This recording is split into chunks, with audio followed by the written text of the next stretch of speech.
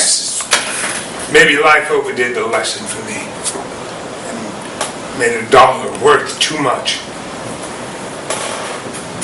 And the time came when that mistake ruined my career as a fine actor. I've never admitted this to anyone before, lad, but tonight I'm so heartsick. I feel at the end of everything. Now what's the use of fake pride and pretense? That goddamn play I bought for a song and made such a success in. A great money success. It ruined me with its promise of an easy fortune. I didn't want to do anything else. And by the time I woke up to the fact I'd become a slave to the damn thing, I did try other plays. It was too late. They had identified me with that one part.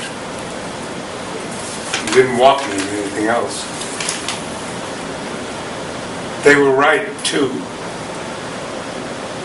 I'd lost the great talent I once had through years of easy repetition, never learning a new part, never really working hard.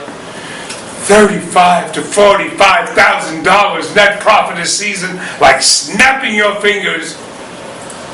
It was too great a temptation. Yet before I bought the damn thing, I was considered one of the 3 or 4 young actors with the greatest artistic promise in America. I'd worked like hell. I'd left a good job as a machinist to take supers parts because I loved the theater. I was wild with ambition. I read all the plays ever written. I studied Shakespeare as you'd study the Bible. I educated myself. I got rid of an Irish brogue you could cut with a knife. I loved Shakespeare. I would have acted in any of his plays for nothing, for the joy of being alive in his great poetry. And I acted well in him. I felt inspired by him. I could have been a great Shakespearean actor if I'd kept on.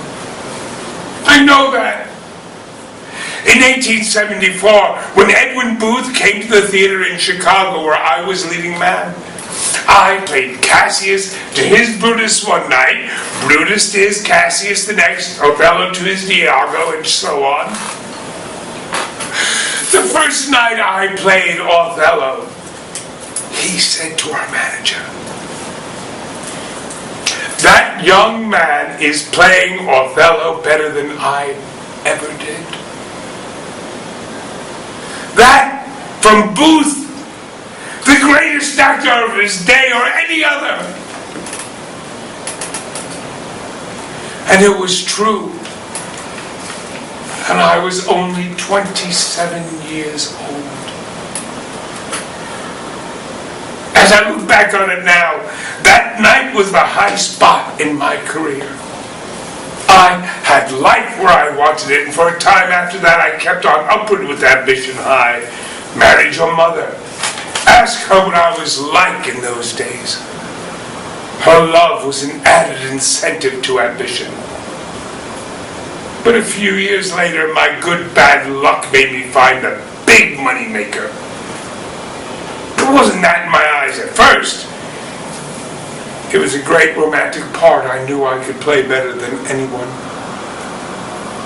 But it was a great box office success from the start. And then, life had me where it wanted me. At from 35 to 40,000 net profit a season. A fortune in those days. Or even in these. What the hell was it I wanted to buy, I wonder, that was worth? Well, no matter. It's a bit late for regrets.